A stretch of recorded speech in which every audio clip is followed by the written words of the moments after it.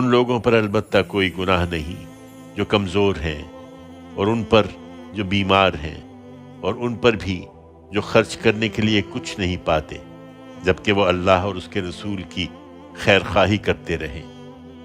ایسے نیکوکاروں پر کوئی الزام نہیں ہے، اور اللہ بخشنے والا ہے، اس کی شفقت ابدی ہے۔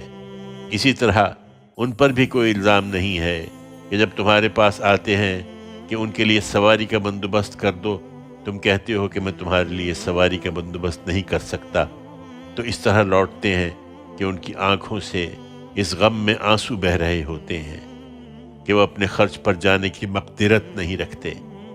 الزام تو ان لوگوں پر ہے جو تم سے رخصت مانگتے ہیں، درا حال ہے کہ وہ مالدار ہیں۔ وہ اس پر راضی ہو گئے کہ ان کے ساتھ ہوں جو پیچھے گھروں میں بیٹھنے والی ہیں، اور اللہ نے اس کے نتیجے میں ان کے دلوں پر مہر کر دی۔ اب وہ کچھ نہیں جانتے کہ کس انجام کی طرف بڑھ رہے ہیں۔